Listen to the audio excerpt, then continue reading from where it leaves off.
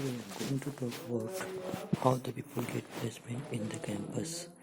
So, if we'll talk about the engineering college which have crossed that phase, the campus placement in the engineering college, for that you need to do well with your technical skill, and beside that you need to be very good with reasoning, English, and most important is communication skill. If you are very good at communication, if you are very good at physical change anything with your words, you can express anything with your words, then you are the winner there, because campus placement is very easy as compared to the off campus placement. The company there come by the name of the college, and they recruit mass number for it.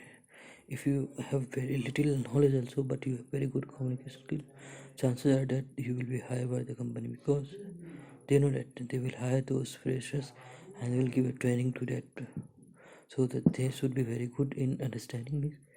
They should be very quick learner, and they should be very good with communication, and they should have very good logical English written, and the quantitative aptitudes very good. You can say if you clear the aptitude round of that company, they will go with the technical and the HR rounds. HR round is generally the communication round, and if you are very good with communication, there is nothing to do with that.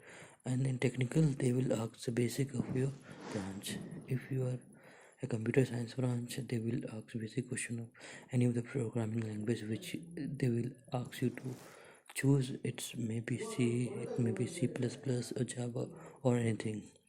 And then is with your core subjects like data structures, DBMS, operating systems, and many more.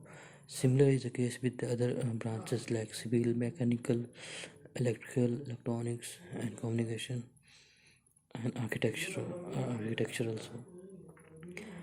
And only the difference come with the way you express those things, and they just check your basic skills. And if you explain the things very good, then they will impress by you and they will hire you. And the very most important is that resume. Whatever the resume you show or you give to the company, they treat it as it is you only. So don't try to uh, put something which you don't know about. Or if you are putting something in your resume, be sure of 100% explaining those things in the correct manners, and make sure that the way you speak to those people, they must consider that it's true facts, and they are very good with those all things. Now if we'll go, so resume is very important. They will ask everything from that resume, and they will cross check. They will ask project, whatever the project you have done or you are writing in a resume, they will ask in detail. They will try to know that whether you are good at team management or not, can you work in a team or not, how the person you are aggressive, you think before you plan anything, or just randomly for go in and do the work. And and beside that, there are many more things you need to look after that. And they ask too much hobbies. Your hobby should be somehow related to the company ambition and goals. They want to ask the hobby, because we know doing the work there's too much work pressure, and to relieve that pressure or to take out that pressure from your body mind, the thing which is best is the hobbies. Your hobby might be singing, your hobby might be dancing, your hobby might be playing cricket, your hobby might be reading books, your hobby might be watching TV or something else. And they need clear cut expression in hobbies. And sometimes the hobby you show that lead to get a medal, certificate, and achievements in your school life or in your engineering college. That's the best proof of that. Yeah, that is real hobby. Some people just write hobbies false just to make resume attractive, and when they want the explanation of those hobby, he or she is unable to explain those things. So here the failure comes. If you're writing false hobbies, nothing, it's no problem, you're not doing any wrong deed there, but you must know how to speak those things in such a way that the lie can be converted into the truth. And most things, your personalities means grooming the beard, and you should be clean beard, and you should have good haircut, your dress should be ironed, it should be informal dress, and beside that, you should reach there on time, you should punctual with the team, you have to maintain all the uh, good conduct of behavior with all the members of the recruiting teams, should answer the question politely, and where we don't know, just say no. I mean, you should also know how to say no, just don't give the answer randomly wandering here and there, when they say that no, you are. See, when you work in real world, the chances are high that you will make mistake, and you can making mistake is one of the habit of a human, and human learn from the mistake and improve next time. But if you're saying if you're not able to say no, or if you are each person that you say that you do the work correctly, that is not possible. You just trying to you just trying to say too much, which is not good. Don't be overconfident. Come to the the way I have given my interview with companies. Generally, the big MNC, they hire for a specific role, and then need to be very sound with those role.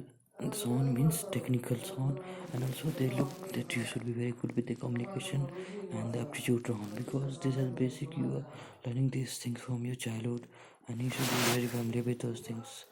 The aptitude and the sound technique means if you are going for SQL developer, you should be very good with the SQL developer, and you have done some project in SQL so that they can relate those things with them. And if you are going for Android or Java developer, they will ask those things. And if you are going for any other programming language or programmer, they will ask basics: what are the loops, what are the if else, what are the nested loops, what are the if else, if else.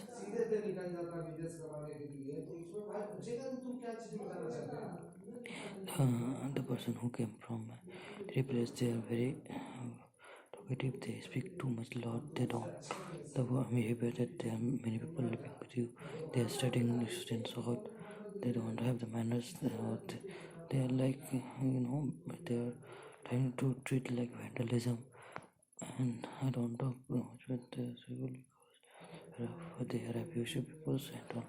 Yeah, abuse, but that not that much, but the way they was, it hurts, and so I'm trying to be make a distance from those type of people, because it will not help in life. Now if we'll talk about my daily work, I'm doing very hectic jobs. It's around, I'm doing my job for 10 to 12 hours, you can say. Almost I do 10 to 12 hours work, isn't, you can look from 10 to 10. I work almost for 12 hours daily, and the earnings will make meager, according to my honest, many of the parents, they are giving very less as they should give. Let's see whether on the most and